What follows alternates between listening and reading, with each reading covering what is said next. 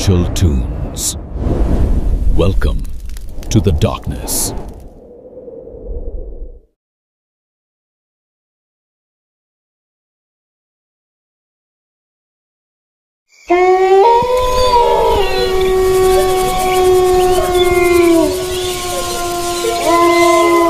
कहते हैं इस गांव की रातें सिर्फ अंधेरी नहीं होती, यहाँ सन्नाटा भी जैसे सांस लेता है और हवा में किसी अनजानी मौजूदगी की आहट महसूस होती है। कभी कभी आधी रात के बाद बिना हवा के भी पेड़ हिलते दिखाई देते हैं।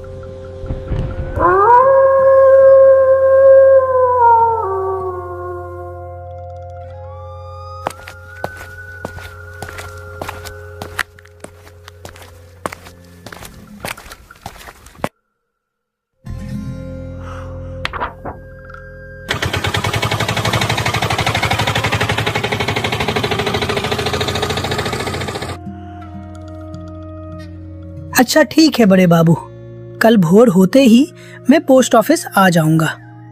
आज इस अंधेरे में रास्ते पर ना निकलना ही बेहतर होगा। आप अभी आराम कर लीजिए, सफर भी लंबा था और सामान भी अभी अभी घर पहुंचा है। गांव में रात को रास्ते थोड़े सुनसान रहते हैं, इसलिए सुबह उजाला होने पर ही बाहर निकलना अच्छा रहेगा।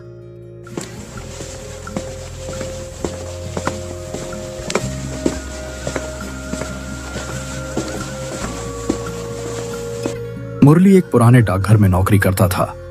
हाल ही में हुए ट्रांसफर की वजह से आज वह अपनी पत्नी सविता के साथ कालीधार नाम के इस अनजान गांव में आया था।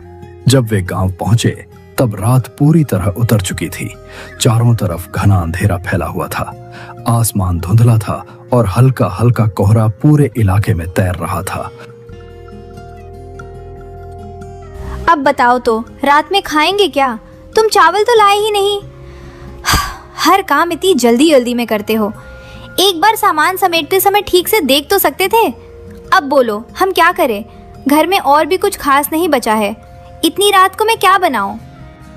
अरे गलती हो गई मुझसे। इतना सामान था, शायद उसी में ध्यान नहीं गया।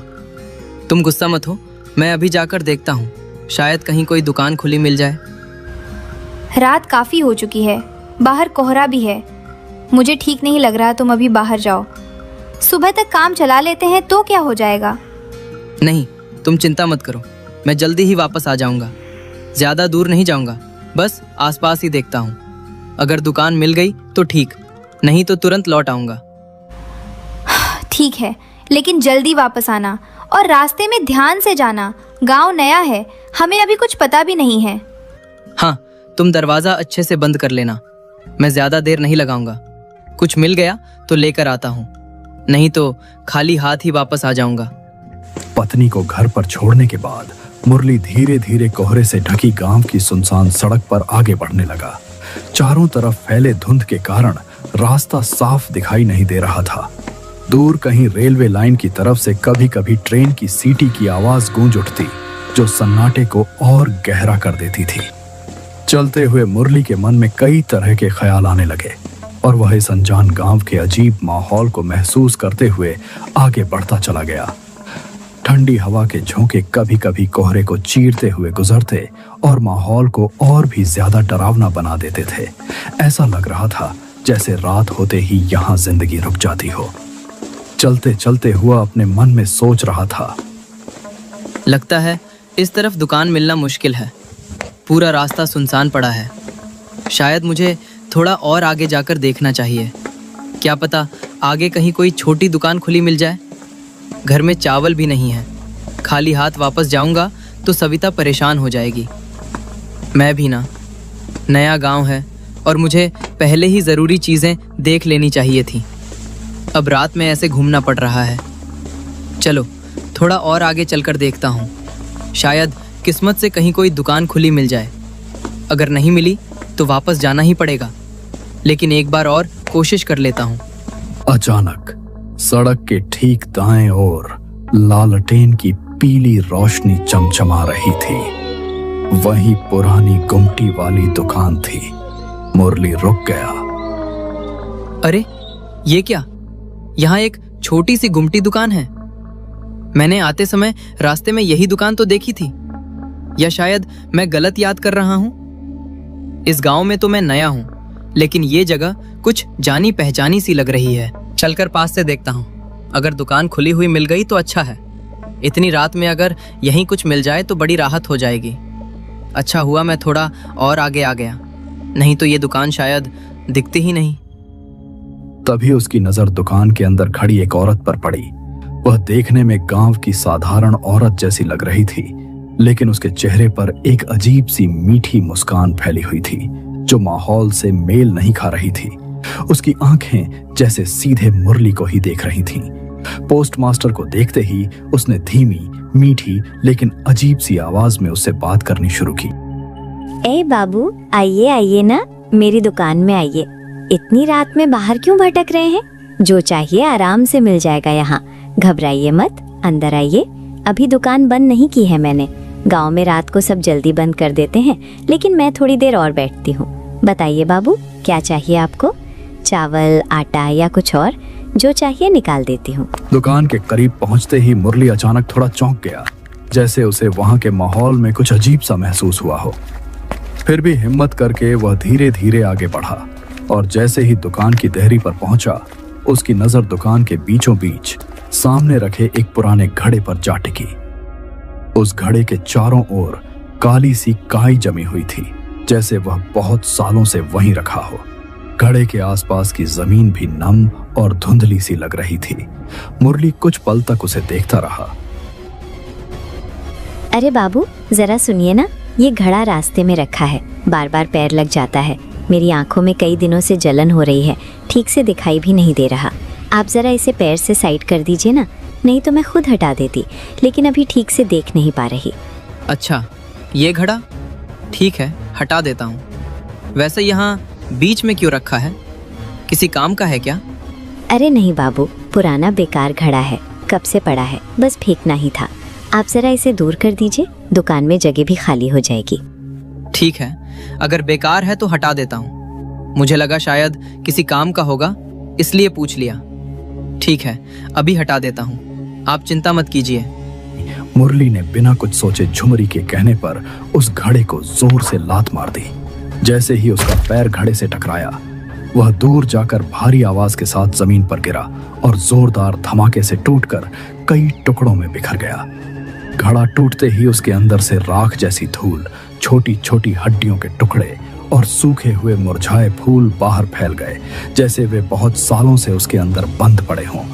जमीन पर गिरते ही उन चीजों से एक तेज सड़ी हुई बदबू हवा में फैलने लगी, जिससे आसपास का माहौल अजीब और भारी सा लगने लगा।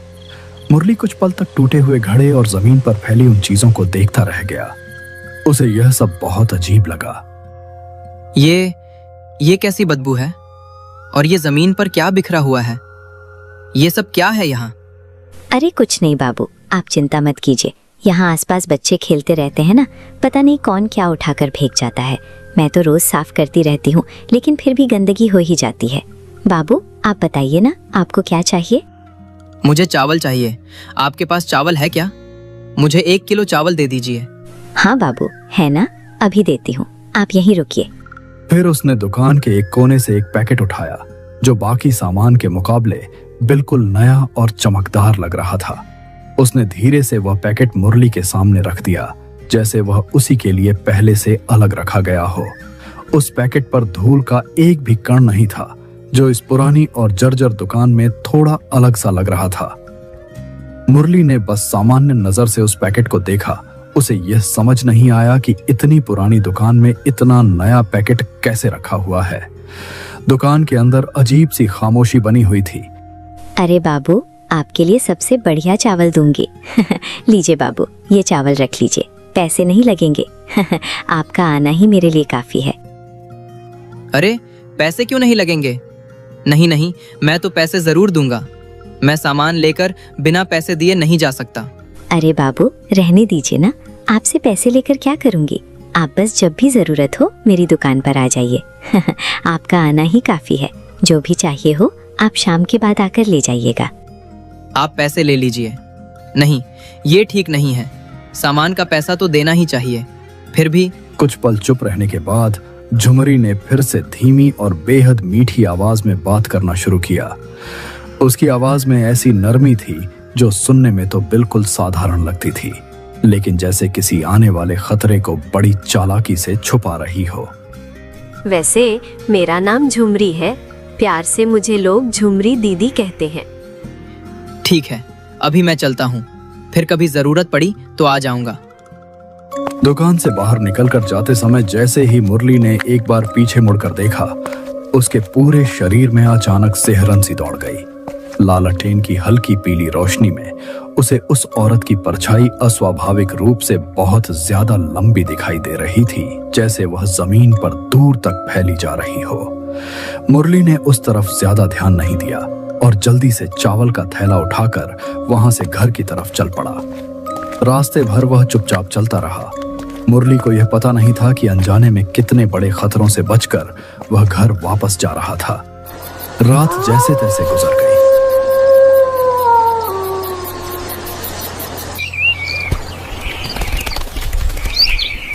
अगले दिन सुबह होते ही मुरली पोस्ट ऑफिस पहुंच गया। पोस्ट ऑफिस के बाहर ही सरजू काका खड़े दिखाई दिए। उन्होंने मुरली को देखते ही उसे पास बुलाया और जैसे उन्हें उससे कोई जरूरी बात करनी हो, उनके चेहरे पर हल्की गंभीरता थी, जैसे वह कुछ ऐसा बताने वाले हों जो आम बात नहीं थी। उन्होंने धीमी आवाज में उससे कहा, बड़े बाबू, आज मैं शायद थोड़ा जल्दी घर चला जाऊं। इतनी जल्दी क्यों सरजू? क्या हुआ? सब ठीक तो है? तुम अचानक ऐसा क्यों बोल रहे हो? बड़े बाबू, कल रात गांव में एक बहुत बड़ी घटना हो गई। लोग कह रहे हैं कि कई सालों से दबा हुआ पुराना साया फिर से लौट आया है। इसी वजह से गांव में डर का माहौल है। इसलिए सोच रहा था कि अंधेरा होने से पहले घर पहुंच जाऊं। लेकिन ऐसा क्या हुआ कल रात? तुम ठीक से बता क्यों नहीं रहे हो? आखिर मामला क्या है? बड़े बाबू, ऐसी बातें मुंह से निकालना ठीक नहीं माना जाता, अपशकुन माना जाता है। बस आप इतना समझ लीजिए कि हालात ठीक नहीं लग रहे। अगर हो सके तो आप भी आज थोड़ा जल्दी घर चले जाइए, इसी में आपकी भलाई है। ठीक है, अगर बात इतनी गंभीर है तो मैं ध्यान रखूंगा। तुम भी संभल कर रहना और अगर कुछ और पता चले तो मुझे जरूर बताना। मुरली पूरे दिन किसी गहरी सोच में डूबा रहा। उसे ठीक से समझ नहीं आ रहा था कि उसके आसपास क्या चल रहा है। इसीलिए वह चुपचाप पोस्ट ऑफिस में अपना काम करता रहा और साथ ही लोगों की बातों को ध्यान से सुनकर समझने की कोशिश करता रहा। देखते ही देखते दिन बीत गया और शाम हो गई। शाम ढलते ही मुरली घर की तरफ लौट गया।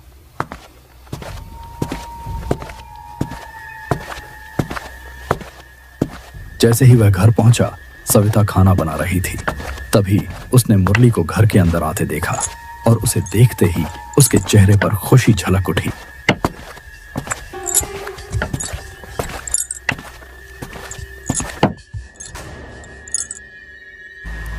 अरे, आज आप जल्दी घर आ गए। अच्छा ही हुआ, मैं सोच ही रही थी कि कब तक इंतजार करूं। घर में तेल भी लगभग खत्म होने वाला है। आज नहीं तो कल, लेकिन शाम के समय उस दुकान से तेल लाना ही पड़ेगा। अच्छा हुआ आप जल्दी आ गए, कम से कम आराम तो कर लेंगे। मैं कब से आपका इंतजार कर रही थी। उसी समय घर के बाहर से किसी अनजान आदमी की आवाज आई, जैसे कोई मुरली को बाहर से बुला रहा हो। पोस्ट मास्टर बाबू है क्या? घर पर हैं क्या? मैं गांव से आया हूँ, सोचा उनसे मिल लूं। नया नया आए हैं ना, तो जान पहचान भी हो जाएगी। अगर घर पर हो तो जरा बता दीजिएगा, मैं बाहर ही खड़ा हूँ। आवाज सुनकर मुरली और सविता दोनों घर के बाहर गए। मुरली जैसे ही घर के बाहर निकला और सामने देखा तो उसके सामने गांव का ही एक पतला दुबला सा आदमी खड़ा दिखाई दिया। उसकी शक्ल से लग रहा था कि वह यहीं का रहने वाला है और किसी काम से मुरली से मिलने आया है।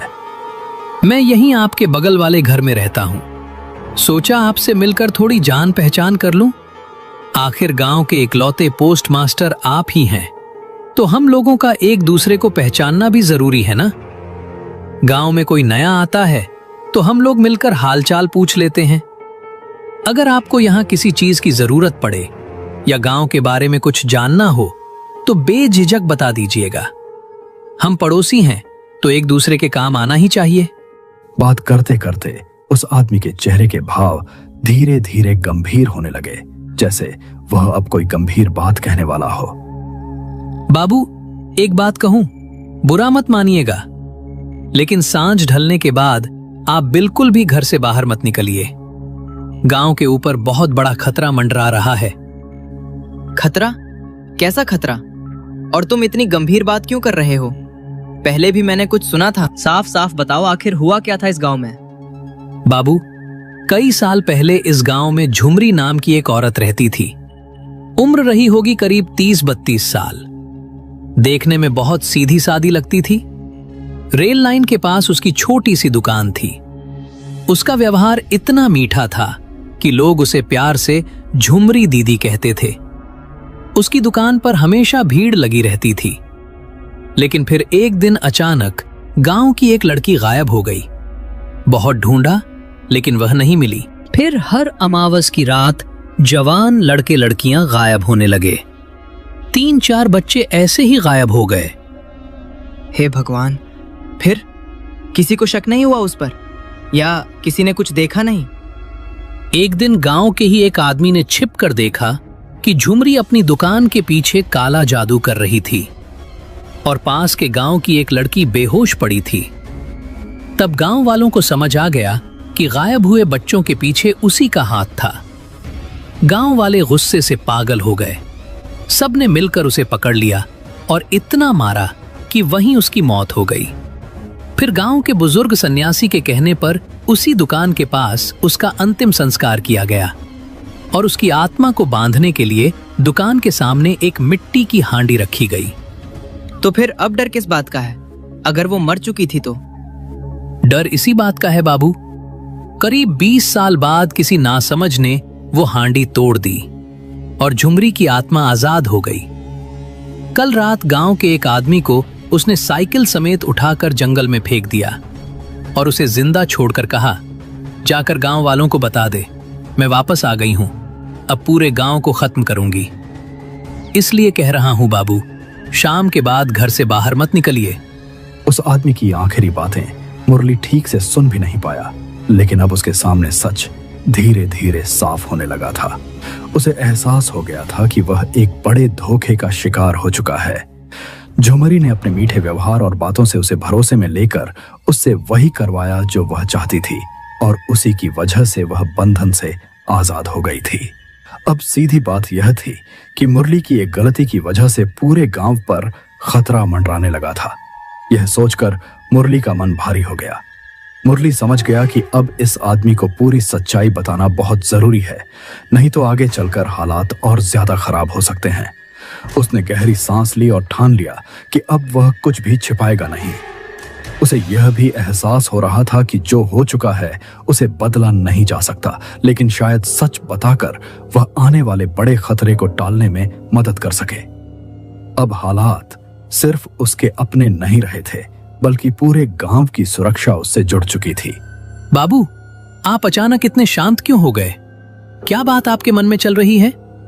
घबराने की कोई जरूरत नहीं है, बस मेरी बात मानिए। शाम ढलने के बाद घर से बाहर मत निकलिए, यही सबसे जरूरी है। मैं आपसे एक जरूरी बात छिपाना नहीं चाहता। सच ये है कि जो ये बड़ा खतरा गांव पर मंडरा रहा है, उसमें मेरी भी गलती जुड़ी हुई है। लेकिन भरोसा रखिए, मैंने जानबूझकर कुछ नहीं किया। मुझसे अनजाने में ऐसी गलती हो गई जिसका अंजाम इतना भयानक होगा, ये मैंने कभी सोचा भी नहीं था। बाबू, आपकी बात सुनकर मैं और उलझ गया हूं। आप साफ साफ बताइए, आखिर ऐसा क्या हो गया? आपने ऐसा क्या कर दिया जिससे ये सब शुरू हो गया? मुरली ने गांव में आने के बाद से अब तक जो कुछ भी हुआ था, वह सब उस गांव वाले आदमी को विस्तार से बता दिया। उसने बताया कि कैसे शाम को घर में चावल खत्म हो जाने की वजह से उसे मजबूरी में उस पुरानी दुकान तक जाना पड़ा। फिर उसने झुमरी के मीठे व्यवहार के बारे में बताया, कैसे वह सामान्य गांव की औरत की तरह बात कर रही थी और उसने मुरली का भरोसा जीत लिया था। मुरली ने यह भी साफ साफ बता दिया कि झुमरी के कहने पर उसने उस मिट्टी की हांडी को बेकार कचरा समझकर दुकान से दूर लात मारकर फेंक दिया था और उसी के बाद वह हांडी टूट गई थी। मुरली ने यह सब बताते हुए कहा कि उस समय उसे जरा भी अंदाजा नहीं था कि वह किसी बड़ी गलती की तरफ बढ़ रहा है। उसे लगा था कि वह बस एक बेकार पुरानी चीज हटा रहा है, लेकिन अब उसे समझ आ चुका था कि उस हांडी का कुछ और ही मतलब था। यह सब बताते हुए मुरली का चेहरा उतर गया और उसकी आवाज में पछतावा साफ महसूस हो रहा था।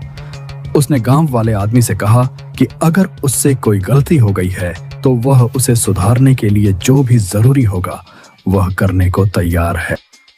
ओह, तो ये सब आपकी वजह से हुआ है बड़े बाबू। आपकी इस बड़ी गलती की वजह से आज पूरा गांव खतरे में आ गया है। शायद आपको अभी भी अंदाजा नहीं है कि आपसे कितनी बड़ी भूल हो गई है। ये कोई छोटी बात नहीं है। इसके नतीजे पूरे गांव को भुगतने पड़ सकते हैं। मुझे अपनी गलती का एहसास है। आप बस मुझे इतना बता दीजिए कि अब मुझे क्या करना होगा। अपनी इस गलती का प्रायश्चित करने के लिए मैं जो भी ज़रूरी होगा वो करने के लिए तैयार हूँ। चाहे मुझे कितनी भी मुश्किल का सामना क्यों न करना पड़े, मैं पीछे नहीं हटूंगा। मुरली और गांव के बाकी लोग आपस में बात करके गांव के पूर्व दिशा में रहने वाले सन्यासी बाबा के घर की तरफ निकल पड़े। कुछ ही देर में वे सब उनके घर पहुंच गए। उस समय सन्यासी बाबा अपने घर के आंगन में बैठे हुए संध्या पूजा की तैयारी कर रहे थे। गांव के लोग चुपचाप उनके सामने खड़े हो गए और गांव में जो कुछ हुआ था वह सारी बात उन्हें विस्तार से बता दी। गांव वालों की पूरी बात ध्यान से सुनने के बाद सन्यासी बाबा कुछ देर तक शांत बैठे रहे, जैसे वह सारी बातों को मन ही मन समझ रहे हों। फिर उन्होंने धीरे से सबकी तरफ देखा और गंभीर आवाज में उन्होंने कहा कि जो कुछ हुआ है वह साधारण बात नहीं है और अब सबको बहुत सावधानी से आगे बढ़ना होगा। उन्होंने यह भी कहा कि अब जो भी करना होगा सोच समझकर और मिलकर करना होगा, तभी गांव को आने वाले खतरे से बचाया जा सकता। देखो पोस्ट मास्टर, उसे रोकने का एक रास्ता मेरे पास है और वो काम सिर्फ तुम ही कर सकते हो।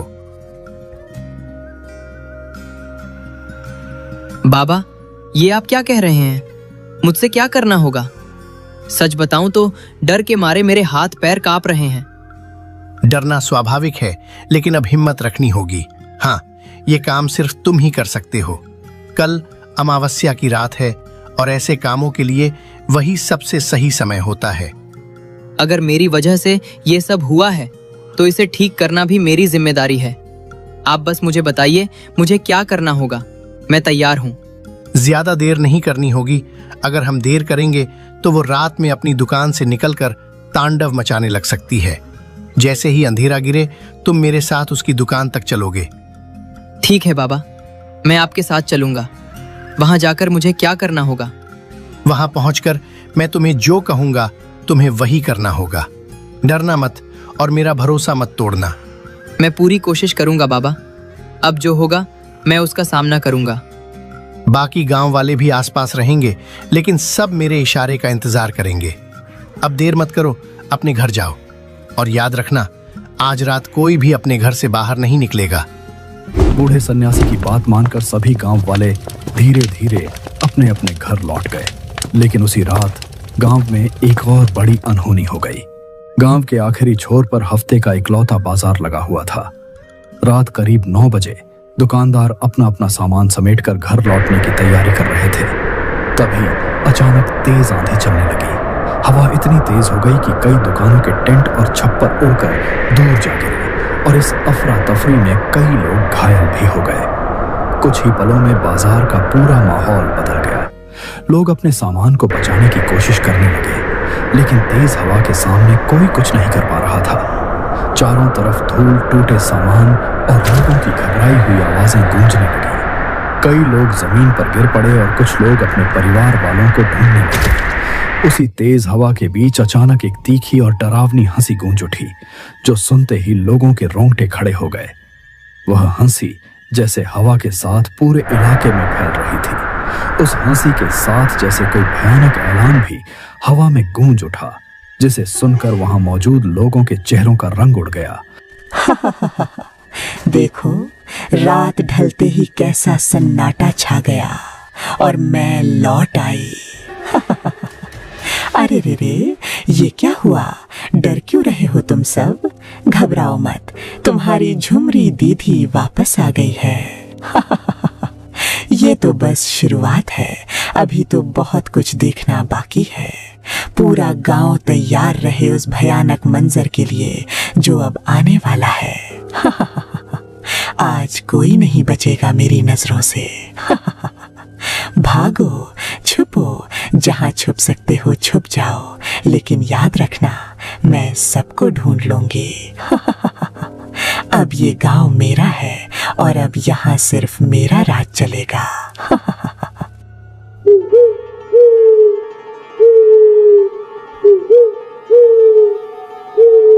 अगले दिन घोर अमावस्या की रात थी। जैसे ही अंधेरा पूरी तरह चारों तरफ फैला, बूढ़ा सन्यासी, कुछ गांव वाले और मुरली पहले से ही उस पुरानी दुकान के पास पहुंच चुके थे।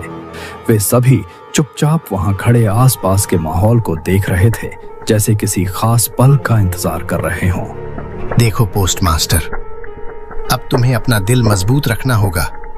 ये काम अब सिर्फ तुम ही कर सकते हो। हमारे पास ज्यादा समय नहीं है। याद रखना, वो तुम पर भरोसा करती है, क्योंकि अनजाने में सही, लेकिन तुमने ही उसे उसके पुराने बंधन से आजाद किया था। तुम दुकान के अंदर जाओगे और उसे बातों में उलझाए रखोगे। उसे शक नहीं होना चाहिए कि बाहर क्या हो रहा है। जब तक तुम उसे रोके रखोगे, तब तक मैं दुकान के चारों तरफ सुरक्षा का बंधन तैयार कर दूंगा, ताकि वो वहां से बाहर न निकल सके।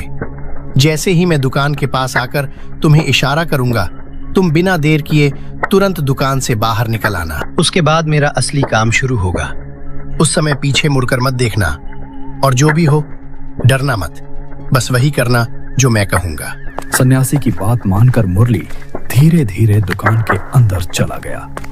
मुरली को देखते ही झुमरी के चेहरे पर खुशी साफ दिखाई देने लगी। वह पहले की तरह ही मीठे और सामान्य व्यवहार में उससे बात करने लगी और उसे अंदर बैठने के लिए कहने लगी। उसकी आवाज पहले की तरह ही शांत और नरम थी, जैसे कुछ भी बदला न हो।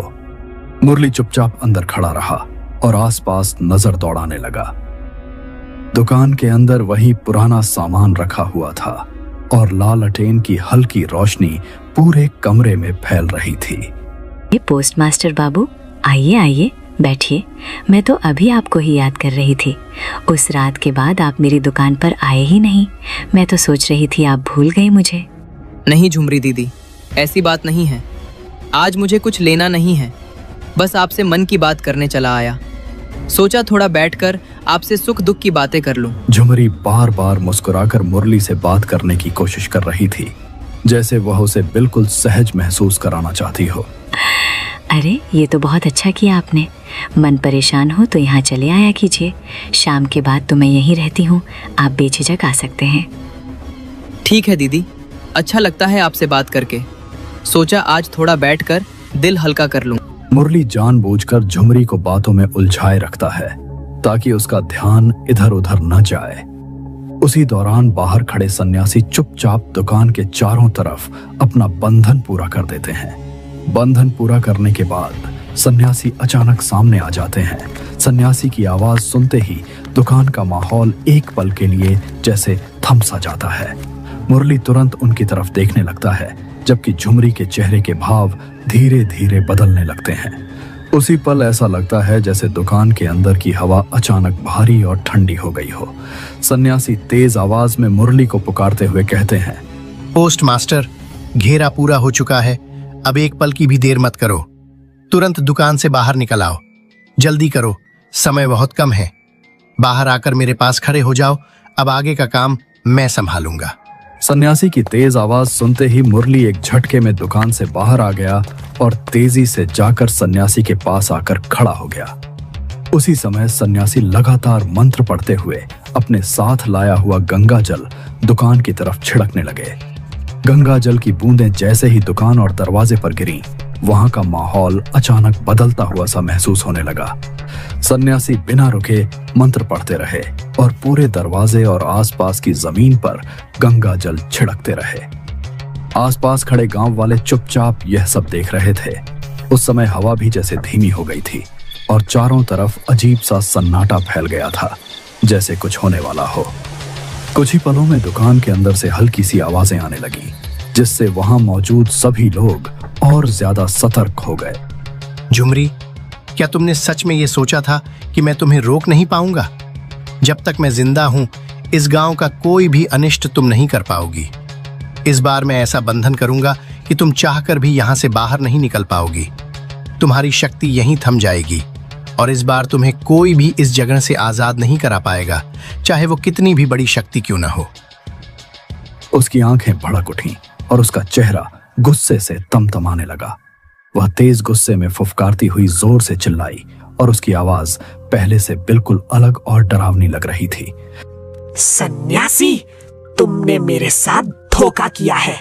अगर मैं यहाँ से आजाद हो गई तो सबसे पहले तुम्हें ही खत्म करूंगी। तुमने सोचा तुम मुझे हमेशा के लिए रोक लोगे? मैं वापस आऊंगी और तुमसे इसका हिसाब जरूर लूंगी। और तू पोस्ट मास्टर, तुमने भी मेरा भरोसा तोड़ा। मैंने तुम्हारा कभी बुरा नहीं किया, फिर भी तुम इन लोगों के साथ मिल गए। मेरे मीठे व्यवहार का यही बदला दिया तुमने। याद रखना, सन्यासी के बाद तुम्हारी बारी होगी। चाहे तुम कहीं भी छुप जाओ, मैं तुम्हें ढूंढ निकालूंगी और तुम्हें बहुत दर्दनाक मौत दूंगी। सन्यासी इशारे से 4-5 और गांव वालों को बुलाता है। सबको मंत्र सीखकर साथ में जप करवाता है।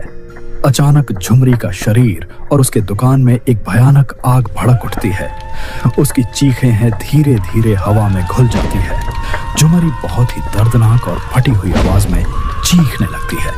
उसकी आवाज दूर तक गूंजती है, जिसे सुनकर वहां खड़े गांव वालों के रोंगटे खड़े हो जाते हैं। कुछ ही देर में आग और तेज होकर सब कुछ अपनी लपटों में समेट लेती है। जब आग शांत होती है तो वहां कुछ भी नहीं बचता, मानो वहां कभी कोई दुकान थी ही नहीं। सन्यासी धीरे धीरे आगे बढ़ते हैं और बची हुई राख, हड्डियों के टुकड़े और सूखे फूलों को इकट्ठा करते हैं। फिर वह एक नई मिट्टी की हांडी लाते हैं और उन सभी चीजों को उसमें रख देते हैं। उसके बाद वह हांडी को जमीन में दबाकर ऊपर से मिट्टी डाल देते हैं। इसके बाद सन्यासी वहां एक बरगद का छोटा सा पौधा लगा देते हैं। अब इसकी आत्मा फिर से बंधन में आ चुकी है। यहाँ जो बरगद का पौधा लगाया गया है, यही इसका पहरा बनेगा। जब ये बरगद बड़ा और मजबूत पेड़ बन जाएगा, तब कोई इसे काटने की हिम्मत नहीं करेगा। जब तक ये बरगद यहाँ खड़ा रहेगा, तब तक झुमरी की आत्मा भी इस जगह से बाहर नहीं निकल पाएगी। इसलिए इस पेड़ की रक्षा करना, यही पूरे गांव की सुरक्षा है। उसी रात जब सब कुछ शांत हो गया तो सभी गांव वाले थोड़ा निश्चिंत होकर अपने अपने घर लौट गए। हर किसी के मन में डर तो था, लेकिन साथ ही यह भरोसा भी था कि अब खतरा टल चुका है। कुछ दिनों बाद गांव वालों ने मिलकर उस जगह के चारों तरफ एक मजबूत दीवार खड़ी कर दी, ताकि जब तक बरगद का पौधा बड़ा और मजबूत न हो जाए, तब तक कोई वहां ना जा सके। गांव के बुजुर्गों ने सबको सख्त हिदायत दी कि उस जगह के पास कोई न जाए। धीरे धीरे समय बीतने लगा और बरगद का पौधा भी थोड़ा थोड़ा बढ़ने लगा। गांव वाले समय समय पर दूर से उस जगह को देखते रहते थे, लेकिन कोई भी दीवार के अंदर जाने की हिम्मत नहीं करता था। उस घटना की याद गांव वालों के मन में हमेशा बनी रही और लोग उस जगह को डर की नजरों से देखने लगे।